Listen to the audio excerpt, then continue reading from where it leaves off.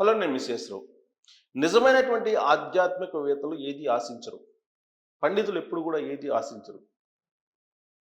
కర్మను చేసుకుంటూ వెళ్తూ ఉంటారు. ఫలితాన్ని ఆశించరు. ఇది ఆధ్యాత్మికవేత్తలు చెప్పేటువంటి మాట. ఆ విషయంలో గరిపాటి నరసింహరావు గారు ముందుంటారు. ఆయన పని ఆయన చేసుకొని పోతూ ఉంటారు. ఎవరు ఏమనుకున్నా తాను నమ్మినటువంటి అంశాన్ని, తాను నమ్మినటువంటి సిద్ధాంతాన్ని, తాను నమ్మినటువంటి అంశాలను చాలా క్లియర్‌గా ప్రజల మధ్యకు తీసుకెళ్తూ ఉంటారు. ఏది ఆశించరు. ఎవరేమనుకున్నా, ప్రభుత్వాలు ఏమనుకున్నా, లేదు సమాజంలో భిన్నంగా అనుకుంటారు, లేదా వివాదాస్పదం అవుతుంది అని చెప్పేసి అనుకున్నా, లేదా సెలబ్రిటీస్ ఏమన్నా అనుకుంటారు, సెలబ్రిటీస్‌ని ఇలా అనకూడదు అని చెప్పి భావన కలిగిన, ఉన్నది ఉన్నట్టు కుండ బద్దలు కొట్టినట్టు ఆయన ప్రవచనం చెప్తూ ఉంటారు. సో, ఆ క్రమంలో ఆయన ఇటీవల కాలంలో ఒక పోస్ట్ తెలంగాణలో మిస్ అయ్యారు అనేటువంటిది ఇప్పుడు పొలిటికల్ సర్కిల్లో నడుస్తున్నటువంటి న్యూస్. ఏంటి అది అంటే, ఆంధ్రప్రదేశ్ ప్రభుత్వం చాగంటి కోటేశ్వరరావు గారికి, ఆధ్యాత్మికవేత్త ఆయన, ప్రవచనకర్త, సలహాదారు పదవిని ఇచ్చింది ఆంధ్రప్రదేశ్ ప్రభుత్వం.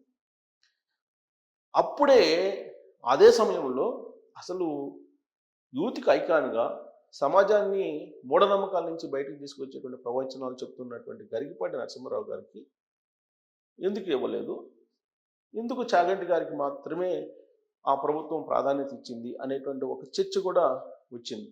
అసలు వాస్తవంగా నైతిక విలువలు, అలాగే క్రమశిక్షణ, పెద్దల పట్ల గౌరవం, చదువుతో పాటు సంస్కారం రావాలి అనేటువంటి యాంగిల్లో ప్రవచనాలు ఎక్కువగా నరసింహరావు గారు చెప్తుంటారు. ప్లస్ కాలేజీలు కానీ, అలాగే యూత్ కానీ, లేదా స్కూల్స్లో ఉండే విద్యార్థులు కానీ ఎక్కువగా గరికపాటి గారి ప్రవచనాలను ఫాలో అవుతూ ఉంటారు. మూఢనమ్మకాల నుంచి బయటికి తీసుకురావాలి అనేటువంటి తాపత్రయం ఆయన ప్రవచనాల్లో కనిపిస్తూ ఉంటుంది.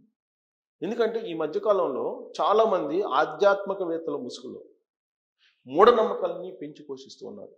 తులసి మొక్కను దక్షిణం వైపు కుడివైపు పెట్టాలి, లేదా గోడకి ఎడమవైపు పెట్టాలి, లేదా ముందు వైపు పెట్టాలి, లేదా వెనక వైపు పెట్టాలి, ఇలాంటివన్నీ చెప్తూ మూఢనమ్మకాల్ని పెంచి పోషిస్తూ ఉన్నారు.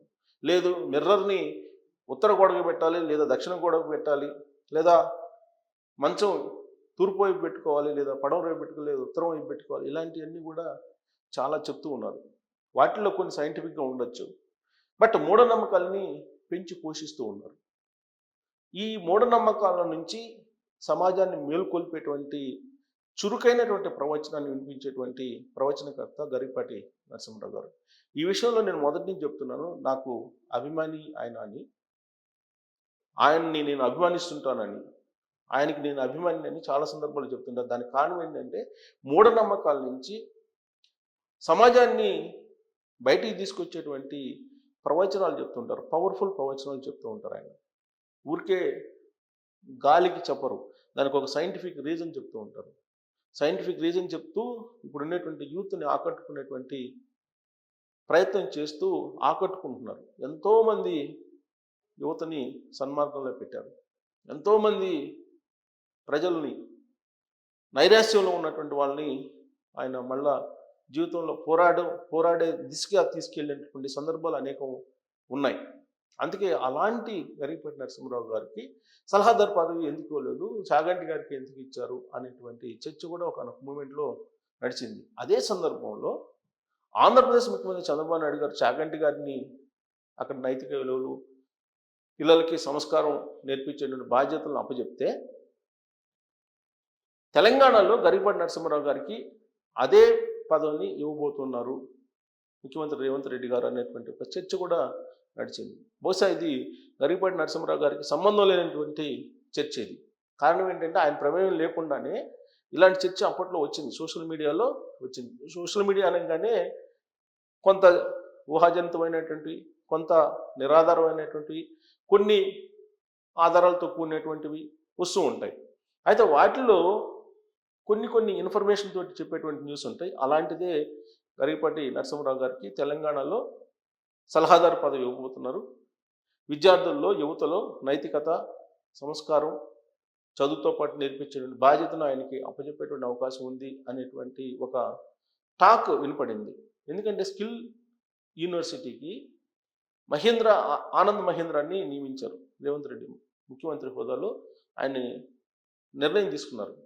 అందుకే రేవంత్ రెడ్డి గారి నిర్ణయాలు, రేవంత్ రెడ్డి గారి ఆలోచన ఎలా ఉంటుంది అనే దాని మీద ఈ మధ్యకాలంలో బాగా చర్చ జరిగింది. ప్లస్ బీఆర్ఎస్ పార్టీ వాళ్ళు చాలా సందర్భాల్లో గురువులాగా ఈయన కూడా చేస్తున్నారు అంటున్నారు. అని గురువు అంటే చంద్రబాబు నాయుడు గారు. చంద్రబాబు నాయుడు గారిని అనుసరిస్తున్నారు, చంద్రబాబు నాయుడు గారి శిష్యుల్లాగా ఇక్కడ పరిపాలిస్తున్నాడు అనేటువంటి కామెంట్లు చేశారు. కానీ ఇక్కడ గురు శిష్యుల కన్నా కూడా 2 రాష్ట్రాలు డెవలప్ కావాలనేది చంద్రబాబు నాయుడు గారి యొక్క అభిప్రాయం మొదటి నుంచి కూడా. సేమ్ రేవంత్ రెడ్డి గారికి కూడా ఉన్నది ఉన్నట్టు మాట్లాడేటువంటి అలవాటు. హైదరాబాద్కి, తెలంగాణకి చంద్రబాబు నాయుడు గారు ఏం చేశారు అనేటువంటి ప్రశ్న వేసుకుంటే రేవంత్ రెడ్డి గారు చాలా క్లియర్గా చెప్పారు. ఇదిగో హైటెక్ సిటీని నిర్మించారు, ఓఆర్ఆర్ ఆయనదేను, అలాగే శంషాబాద్ ఎయిర్పోర్టు ఆయన ఆలోచన నుంచి వచ్చిందేను, ఇవన్నీ చెప్తారు. ఎందుకంటే ఆయన సుదీర్ఘకాలం పాటు తెలుగుదేశం పార్టీలో పనిచేశారు కాబట్టి. చంద్రబాబు నాయుడు గారు తెలంగాణకి, హైదరాబాద్కి ఏం చేశారు? ఇవాళ తెలంగాణకి ఆర్థిక వనరుగా, బంగారు గనిగా హైదరాబాద్ ఉంది. దానికి కారణం ఏంటంటే చంద్రబాబు నాయుడు గారు 25 సంవత్సరాల క్రితం వేసినటువంటి 2020 అనేటువంటి విజన్ పునాది. దాని ఫలితాలను ఇప్పుడు తెలంగాణ ప్రజలు అనుభవిస్తున్నారు, తెలంగాణ సమాజం అనుభవిస్తుంది. అందుకే రేవంత్ రెడ్డి గారు చంద్రబాబు నాయుడు గారిని ఆయన ఖచ్చితంగా ప్రశంసిస్తూ ఉంటారు. ఆయన దగ్గర నుంచి చూశారు కాబట్టి, ఆయన ప్రోగ్రెసివ్ మైండ్ ఎలా ఉంటుంది చంద్రబాబు నాయుడు గారిది అని చెప్పి తెలుసు కాబట్టి రేవంత్ రెడ్డి గారికి. అందుకే చంద్రబాబు నాయుడు గారు ఎప్పుడు నిర్ణయాలు తీసుకున్నా అవి ప్రోగ్రెసివ్ వేలో ఉంటాయి.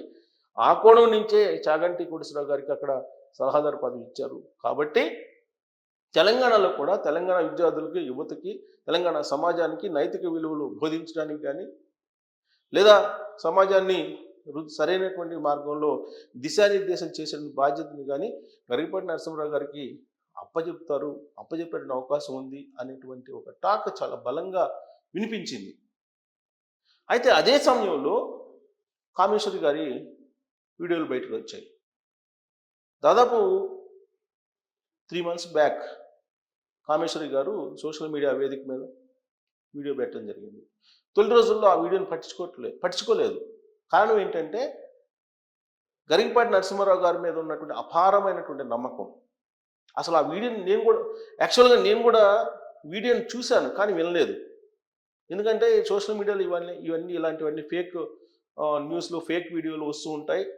సెలబ్రిటీస్ మీద రకరకాలు వస్తుంటాయి, రకరకాల వాళ్ళు మాట్లాడుతుంటారు అనేటువంటి యాంగిల్లో చూడలేదు. నేను స్కిప్ చేసేసాను. యాక్చువల్గా నేను కూడా దాదాపు 4 రోజుల క్రితం చూశాను ఆవిడ వీడియోని, చూడటం జరిగింది, అంతే, వినలేదు. ఆ టైటిల్ చూశాను, పట్టించుకోలేదు. ఎందుకంటే గరికపాటి నరసింహారావు గారి మీద ఉన్నటువంటి అపారమైనటువంటి నమ్మకం, ఆయన ఇలాంటివన్నీ చెయ్యరు, ఇలాంటి యాక్టివిటీ ఉండదు అనేటువంటిది ఒక నమ్మకం.